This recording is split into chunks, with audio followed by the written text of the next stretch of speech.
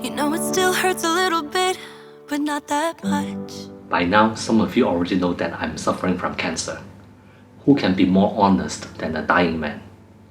I'm the dying reviewer, Chris, and this is Springloft's studio. I'm starting to get used to it, think I'll survive. Hi everyone, this video is going to be really lengthy.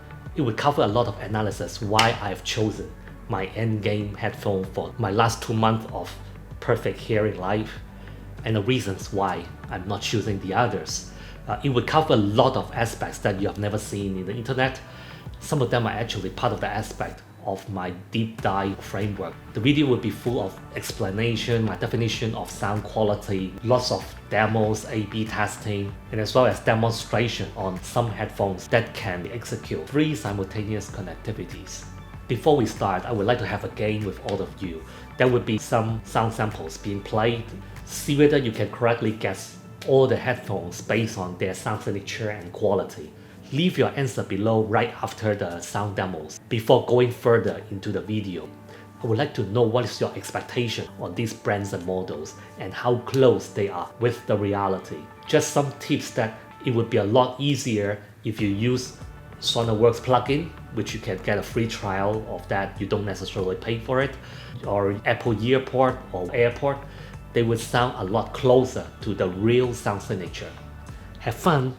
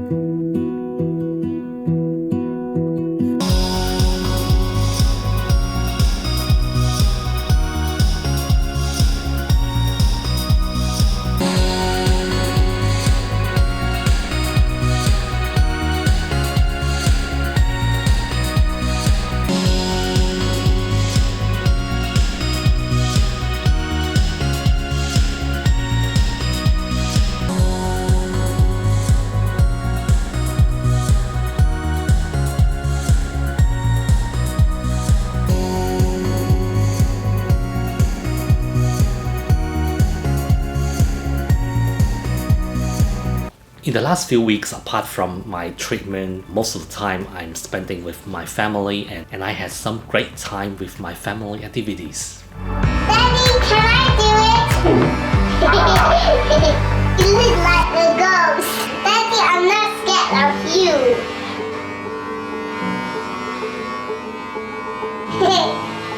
You look so ugly though. Strictly speaking, I would have 60 to 80% of chances of surviving through the coming 5 years. So that means 5 years later, there will be 20 to 40% of chances that I'm not here anymore. Or you can interpret it as my lifespan is only to be more certain in the coming 3 to 4 years. But one thing that's going to be for sure is that when we are stepping into June and I am entering into radiotherapy sessions, my hearing capability would start losing. That can probably be an end to my life in headphone reviews. So I would only have my perfect hearing capability in the coming less than 2 months. I would like to take this chance. Apart from clearing all the backlogs, there's one very key question that no matter how many reviews that I've done, no matter how many sound demos that I've already posted, I'm still being asked with this question very frequently, and I think that is something that you pretty much want to know. What is the best sound quality ANC headphone? And especially that if I'm only have the coming 2 months that I can enjoy with my perfect year for the moment, then which particular headphone that you want to know that I'll be using? Firstly, in my arsenal, probably see from my reviews of sound demos that I have already covered Bose QuietComfort 35 Mark II, Sony WH-1000XM3, Sony WH-1000XM2, B&W PX, which I've already given away, Sennheiser PXC 550, Sennheiser HD1, also called Momentum 2.0, and as well as Microsoft Surface Headphone. I'm not including the latest Audio-Technica ANC headphone because its design is poor feature, like 5 hours for fully charging. 2 or 3 hours is okay for me, but 5 hours is a little bit worrying for me, even I'm not charging it every single day. It's not the best performing ANC headphone as well, so I just have to skip it. And Jabra's latest ANC headphone, I have to refer you to Mike Watt's honest review. The more I watch his video, the more I find that he has very high integrity and honesty. It doesn't mean all other reviewers are not honest, but do I trust him more than other big name reviewer? Yes. I have to say that all these headphones sound decent, and if you're just receiving one of these headphones without any comparison, without A/B testing, and just put on the headphone and you would be blown away anyway. It is very subjective that what is good, what's the preference that you think is the best headphone for you. But if you're talking about sound quality, then there are 2 particular factors that I would define how sound quality is. One is really subjective, which is the emotional presentation of the headphone. How much emotion that you can drill from the headphone. For me, if I'm listening to music, I would have a gauge of emotion, which is actually my feeling, but of course I won't have a reading or meters to measure it, so that's a gauge of emotion. So a headphone, that if they are loud and excited or they are full of dynamics, then they should be able to bring up the excitement to a certain limit. And when the headphone is presenting a very sad passage, then you should be able to have the emotion being presented at a very low point. For the high points, then it is a little bit easier to define. When we're talking about the lowest point, how the emotion can be expressed by the headphone, think about it, the saddest event that happened to you. How sad can it be? I'm expecting something that if there's any resonance with the headphone, with the presentation of the music, then it can be as heart-aching. Heart-aching, what I mean is not just like a feeling that you listen to. Basically, that when you're listening to music, it can actually induce your physical reaction of your body, that you can really feel heart aching, as if, think about, if there's a fishing hook, that hook into your chest, very close into your heart, into your flesh, just hook into it. And then when the music's playing and you feel very sad, and you start pull the hook out a little bit, but a little bit, and after a little bit. And with that pulsive pain from the chest, then that can be the resonance of the most pessimistic, most saddest point of how a headphone can express.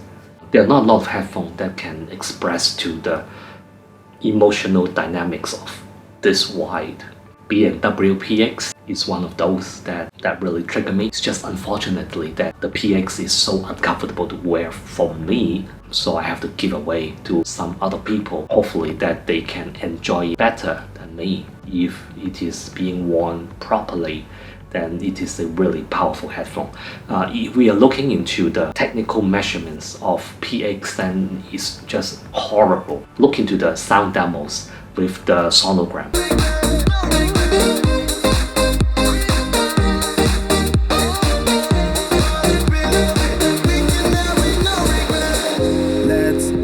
Yeah, it just looks like there's a lawnmower shaved through certain frequency bands and some frequencies just completely missing.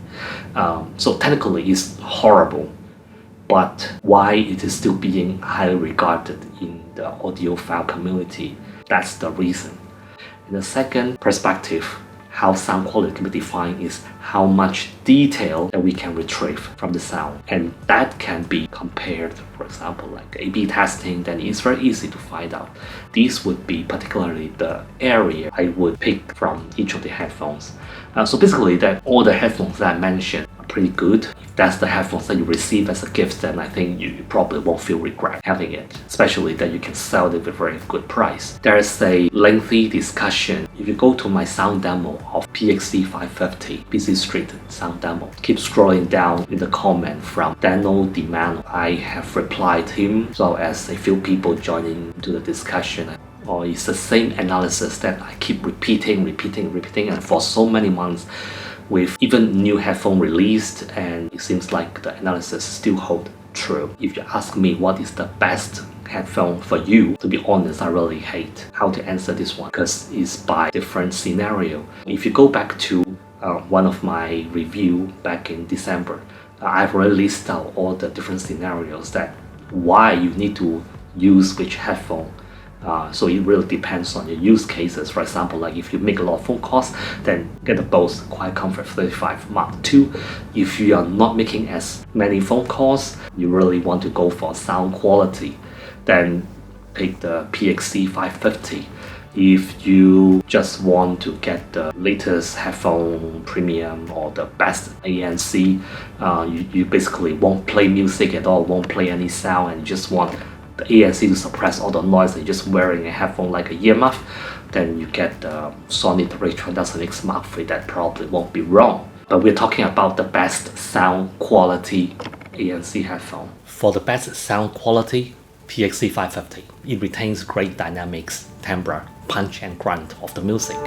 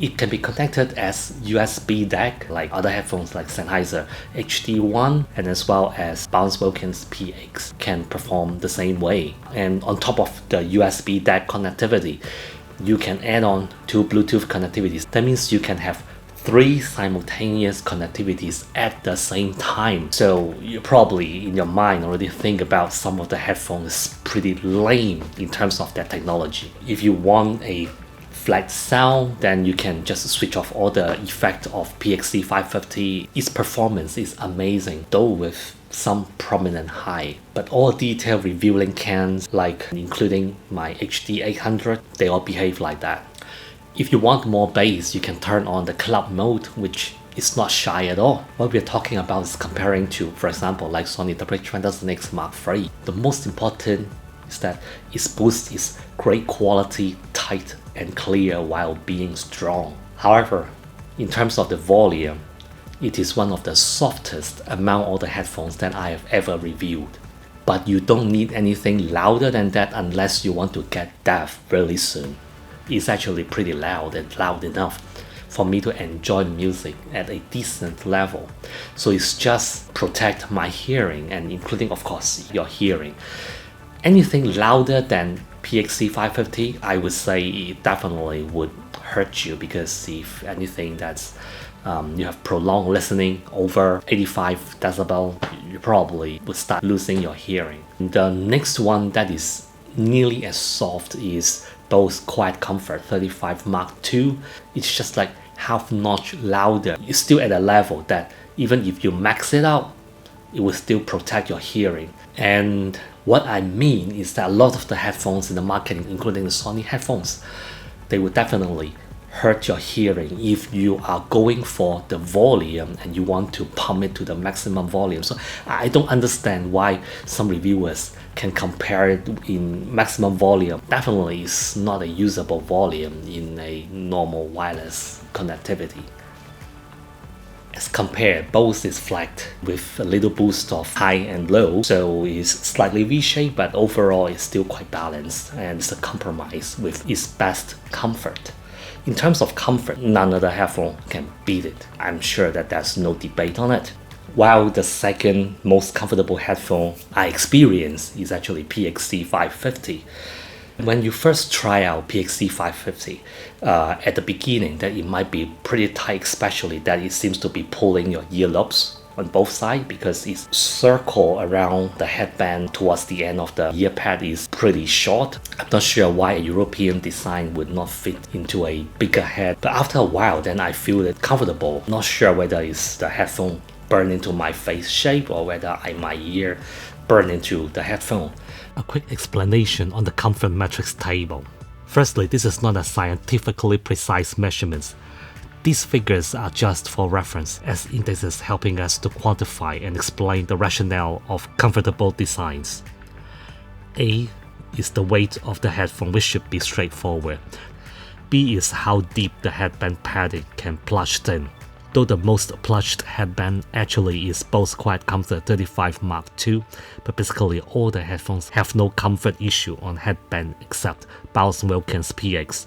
Looks like padding of 5.5mm is adequate to provide comfortable head support. For ear pads, our target is to obtain G and H, which are the front and back inner depth of the can space during wearing. However, these two matrices are tricky to be measured directly. Therefore, E and F, which are the front and back inner depth when idled, are measured first. Then minus the collapsed ear pad depth, we will be able to obtain G and H. The ear pad's collapsing depth is measured by finding a reference pad measure C, which is a visible reference point from outer shell of the can up to the surface of the ear pad. This may not be the actual thickness of the ear pad, just a reference only. After putting the headphone on, I inserted a thin card between my face and the ear pad as a solid foundation to land the ruler on and measure from the ear pad surface to the same reference point in C again. This is the reading D. By C minus D, we obtain the ear pad collapsing depth when wearing, so we can obtain G and H. I is the clamping force when the headphone is put on the head of 7 inches width, which is considerably small head already. When measuring, the headbands are extended to maximum to allow highest flexibility. Most headphones are using memory foam for the ear pads, so they are rested on the scale long enough for the memory foam to slowly surrender to the pressure and reduce the clamping force until the reading dropped to stagnant. Finally, K is the head size measured from the lower opening of the ear pad round the headband to the other side of the lower opening of another ear pad. If you want to know if the headphone can fit your head, you can use a measuring tape to measure from your earlobe round the top of your head to the other earlobe. Overall, the internal space of the can of PXC 550s is mostly reserved for your ear, not the driver and the electronics. So unlike Sony WH-1000XM3 Mark III, most of the space inside the can is occupied by the electronics and the driver, and as well as the useless sponge. The sponge, the fabrics used in the Sony WH-1000XM3 Mark III is definitely a lot lower grade than PXC 550, because when I'm trying on Sony WH-1000XM3 Mark III, I myself is still feeling itchy and irritated. It has a large contact area with my ear pinner directly. The ear pad is quite plushy, so it's not the most plushy, but plushy in some way is not working towards the advantage. For the most comfortable headphone, Bose QuietComfort 35 Mark II, which I think none of you would disagree. Surprisingly, I've already measured that although when you press on it you feel plushy, but when you're wearing on it, is nearly not collapsing at all. Unlike Sony headphones, they are so plushy that they would collapse in a very high degree and For example, WH-1000X Mark II is completely collapsed, so you have no space in the can to allow your ear to have any comfort or breathing room at all. That's probably the reason why Sony WH-1000X Mark II is so irritating to put on. I guess a lot of people will still be fine with WH-1000X Mark III, but from what I get the feedback from the internet, my gut feeling is pretty much like half of it. Some people just like it, some people just hate it. Lots of people rave about Sony WH-1000X Mark III.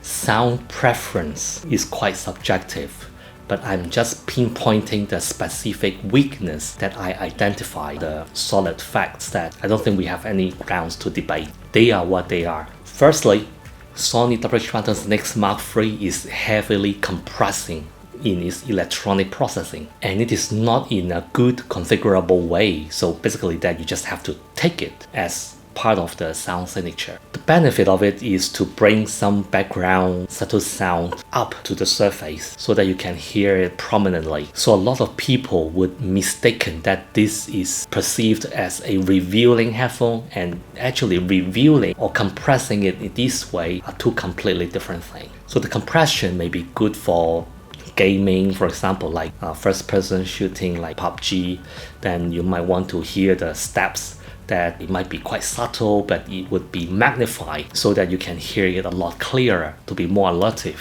Then maybe that's benefit for you. But the disadvantage is that it might even out all the volume, so the steps that is closer and the steps that is slightly more distant may sound pretty much the same because of the compression. And for music, it's a pitfall that it would lose dynamics. For example, guitar's tinkling picks, the power of snares, they are obviously more moderate and less powerful than PXC 550. Now to the bass. Its bass is strong, so this is a matter of quantity. When we are talking about quality, Sony WH-1000X Mark III is the most difficult one for me to pick up the bass note naturally from the music. So if you listen into the sound demo of Sony WH-1000X Mark III, in the song Out of Control, between the long bass note there are transition bass riffs, or you can imagine it's bass arpeggio or some very busy bass passages. Sony WH-1000X Mark III is the muddiest. It doesn't mean I cannot listen to the bass note, it's just that I have to particularly shift my attention just to pick it up, which in any other headphone I can just naturally get the bass note and I can just enjoy the music instead of worrying about like what the headphone is playing for me. But if you listen to the sound demo and if you don't find it a problem, if you like it, then just feel free to enjoy it. I'm slipping away, so don't let me go. I'm all up in that love haze, so where do we go now? I'm slipping away, so don't let me go now. I'm all up in that love haze, so where do we go now? I'm slipping away, so don't let me go now. I'm all up in that love haze, so where do we go now? I'm slipping away, so don't let me go now. I'm all up in that love haze, so where do we go now? I'm slipping away, so don't let me go now. I'm all up in that love haze, so where do we go now? I'm slipping away, so don't let me go now. I'm all up in that love haze, so where do we go now? I'm slipping away, so don't let me go now. I'm all up in that love haze, so where do we go now? On the other hand, I have to admit that if we are using it to watch movies, YouTube videos, then it's quite fun. It's just that it cannot give me the dynamics, it cannot give me the engagement. So basically that when I get the Sony WH-1000X Mark III, At the second hour, I'm already emotionally disengaged from it. I found something wrong. I keep on digging, and these are the few particular observations. Another weakness of Sony WH-1000X Mark III is mic quality. I think most of you had already watched my significant amount of microphone tests. Its poor quality is confirmed by a lot of viewers. Okay, so I've talked about Sony WH-1000X Mark III. I believe I don't need to talk about Mark II. It sounds is brighter, but its sound quality basically that is worse than XM3. The driver that's being used by Sony WH-1000X Mark III is not detailed at all. Yeah, you might want to debate that it has LDAC, but to be honest, that you can't really hear the difference between LDAC and AAC. Its driver is just not detailed enough to articulate the difference of the high definition sound signal.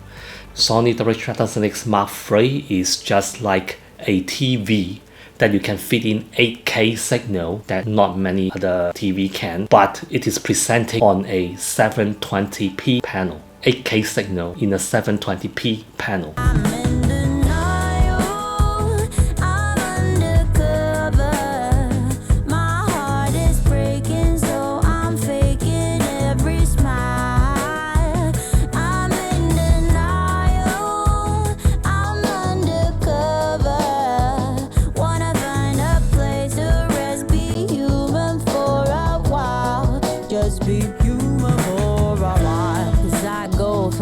Yeah, I go hard, wanna find some peace, so I pray to God to find a way to fix it all. If you like it, that's up to you. So up to this point, I believe that some of you might still want to debate with me about the value of Sony WH-1000X Mark III. I have to declare that after this video, I would not discuss anymore. I will not comment, I will not reply any questions about Sony WH-1000X Mark III. It's just wasting my life.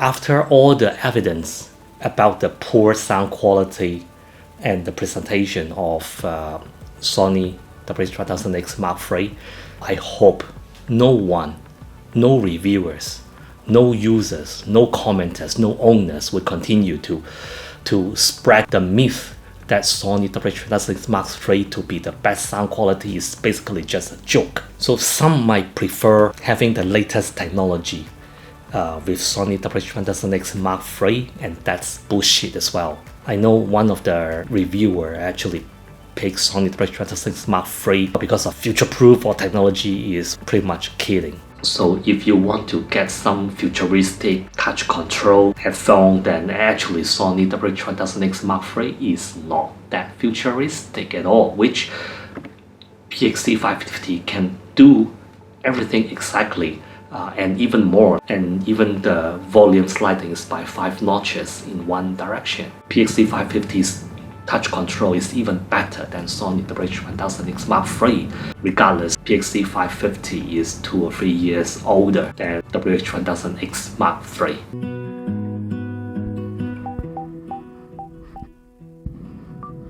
I lose my breath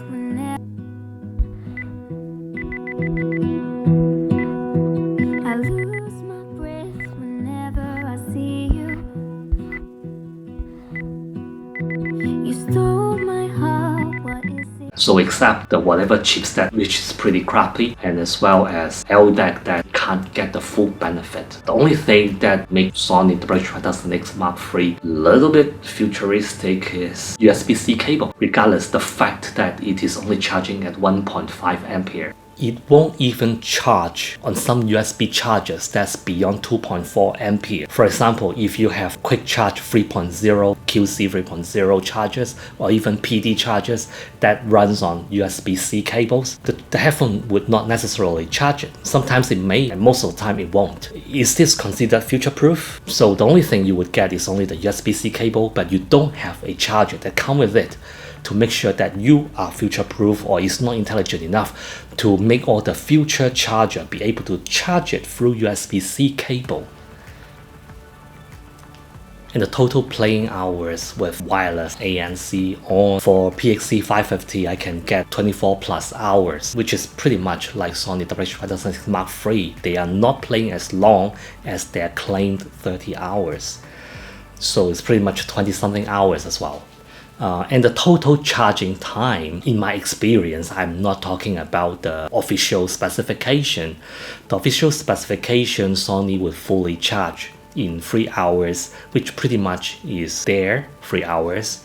For PXC 550, the official number is fully charged in 4 hours, but I can fully charge it in 2.5 to 3 hours, depends on what charger that you are using. So in terms of full charging, then they're pretty much the same, even though PXC 550 is using micro USB cables only. So again, I'm telling you that Sony is only topping up the ampere up to 1.5 ampere, which is actually lower than the specification of micro USB cable or USB 2.0 high speed or fast charge. So the 10 minutes, 5 hours fast charge, is it useful? If you always drain all the battery, then maybe, but in my experience, and I never drain either of the headphones. I only charge them once every few days. They just run pretty well for another few days or a week. Basically, that for all these Bluetooth over-ear headphones, I think the good news for all of you is that their battery retention, even though they are being switched off and stored for a long period of time, the battery retention are all surprisingly excellent. All of them, if I keep them on the shelf for weeks and take them out again, most of them can retain nearly full battery charges. So I would never use the Sony WH-1000XM3 Mark III fast charge capability. It's just not beneficial for me at all, or at least not significant at all. Then what's your experience? Whether cable is one of the reasons to buy it, then that's up to you. There's no doubt Sony WH-1000XM3 Mark III ANC is the best in the market so far. I cannot deny this point. But is this the only factor that you would buy this headphone? It's really up to you. My argument is always that how much ANC is enough for you to enjoy your music without disruption. And that's the reason I'm posting all the sound demos in the busy street, which is actually have background noise of 85 to 95 decibels, and even sometimes shoot up to 105 decibels, and as well as in the coffee shop. And you can hear that even the moderate ANC of PXC 550 can present music decently enough that I won't lose any quality at all. And that's the reason I'm choosing PXC 550, because ANC is not my only buying factor. But if you need to use the ANC for meditation to kill off all the noise, basically it cannot kill off all the noise. You have to be aware of that.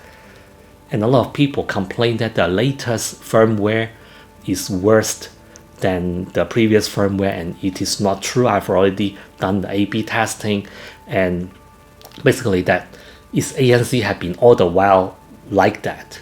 It just won't block out all the noise. If you still think that the strong ANC is your only buying factor and you go for Sony, then fine, just enjoy it. And if you like it, if you're not comparing the sound quality of any other headphone, or if you just don't quite care, just like how I used to choose Bose QuietComfort 35 Mark II as my workhorse just because of the microphone quality, then yeah, that's your own choice really. My advice is still that treasure the old precious instead of keeping the new junks. So Sennheiser HD1, also called Momentum 2.0, they are the same headphone. It's just in different countries and at different time, older time than it was called Momentum 2.0, and particularly in US, in some of the countries, then afterwards then it's changed to HD1. So lots of people regarding HD1 better sounding than PXC 550. In some way, yes, and in most way, no. Firstly, HD1 is one of the headphones that is very difficult to fit properly. I find that if I have a perfect seal, it sounds more wonky than if I break the seal. Actually, it's very strange that HD1 is the only headphone that if I lift the can, it would even sound better. So it's extremely hard for me to record it right now. I still not happy with the recording of Sennheiser HD1. If you use it wired, then it sounds fabulous. It's actually more balanced, it's more full than PXC 550. However, its soundstage is a lot narrower. If PXC 550 is about like it has a soundstage for most of my sound demo with around 2 inches surrounding my head, HD1's image is pretty much very close to my head, and some even have the sound image formed inside my scalp. Although it's a lot better than Sony WH-1000XM3, it's just not the best. So the benefit of it is that you can connect it as USB DAC, so you can get excellent sounding out of it. So if you use it wired, no matter it's 3.5mm aux cable or using as USB DAC, which you can actually drive the USB DAC through iOS device, Android, you can just plug it into your computer as a USB DAC that get excellent sound out of it. For the cable itself, like a PXC 550, the connection side at the headphone side is TRRS. That means it is capable of connecting as balanced cable. But I found only one option in the internet that claimed to offer balanced connectivity to HD1 and PXC 550, but no, that cable is extremely disappointing, poor quality, and it just sounds worse than ever. I would suggest you use USB DAC, which the quality would definitely surpass balanced cable. The other problems that I found with HD1 is that firstly, it's not supporting AAC. In my Apple ecosystem, basically that is one of the headphones that keeps stuttering, and it's really hard for me to use it wirelessly. So that means I can only use it wired. Another problem is that even if you wire it, switch it off, it sounds wonderful. But if you switch it on, the only mode that you can have is ANC on. So the ANC actually is making the sound quality a lot worse. Some of you might not find it significant, but it's definitely audible. The sound texture is a lot more coarse than what I know of a lot of music that's supposedly to sound smooth or confident, very clean, and they would just sound pretty jittery after the ANC is on or power on. So basically that for the Sennheiser HD1, I can only use it as a passive wired headphone. Really disappointing as an ANC headphone. I guess it might be that the ANC technology is actually a little bit even older than PXC 550, but I don't have the quality issues on the ANC on PXC 550. It's just like a few months difference or just one generation newer. So on PXC 550, I don't identify any degradation at all after it's switched on as compared to its passive mode. So PXC 550 is one of the headphones that as a passive headphone is already excellent out of the box. And even if you power it on, the sound quality is still retained. I'm in denial, I'm undercover. My heart is breaking, so I'm faking every smile. I'm in denial, I'm undercover. Wanna find a place to rest, be human for a while.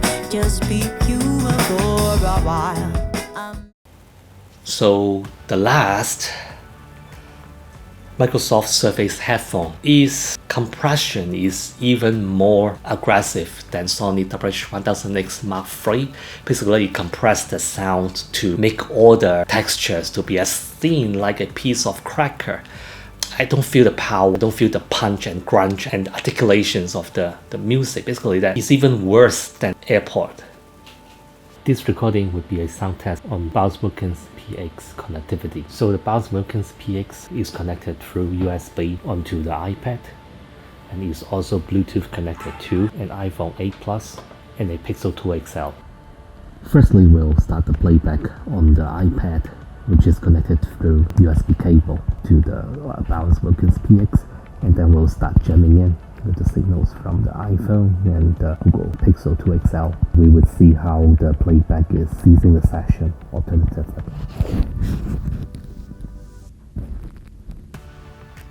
Keeping people pleased, but this is my favorite holiday. It's a chance to start over new, 'cause I missed you, so I'm letting go of everything but you. Ocean, let's go to the ocean. Yeah, let's go outside. This is iPhone. We can hang out on the beach without freezing. Now we'll try the Google Pixel. Yeah, isn't that Pixel 2 amazing? XL.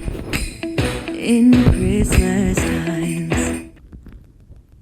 Here are the top search results. Memories, oh oh, la la la la, oh oh, la la la la, oh oh. Memories. I've been hanging marbles in the tree.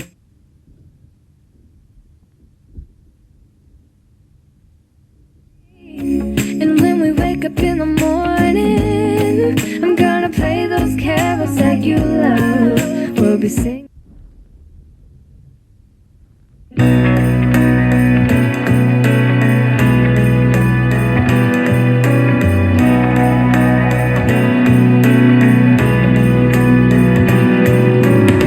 A sunny day, but it's cold outside. It tingles in my heart. Breathing air that clears my mind.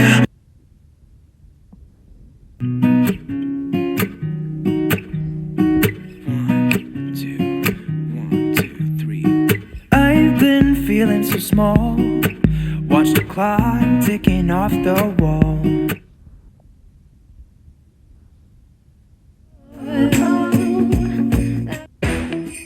We'll be chilling and having a good time. Doesn't matter if the snow is falling or the wind blows and the rain is pouring. It will always be Christmas. But tonight I'm letting it go. Spend my coin for sure. I'm gonna be myself, or I could be someone else. No one's stopping me now.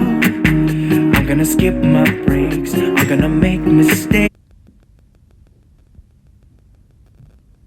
Is this how it's supposed to be? Making our Christmas memories. Yeah, I've been longing to hold you close. Forget about everyone else. Isn't So from this test we can see that when the iPad is playing and any of the Bluetooth devices connected to it, the Bluetooth devices would cease the session and jam in the music playback or media playback, and the Bluetooth devices would cease the connection, whatever that's played afterwards. But then the iPad, which is connected through USB-C cable, won't actively cease the session, so it would just stay in the background, keep on playing until any of the Bluetooth devices stop playing. Then the USB-C cable signal would then start recovering on the playback of the Bose QuietComfort PX. So to summarize, my last headphone that I will continue to use in my coming less than 2 months of perfect hearing would be Sennheiser PXC 550. So you probably want to check over here on my last review comparing the headphone with various scenarios. So you probably should figure out which use cases are particularly right for you. If you want to have a look at the microphone test results, then this is the video down here. I also put the playlist over here, which would be helpful for you to run through all the sound demos and reviews that I have produced.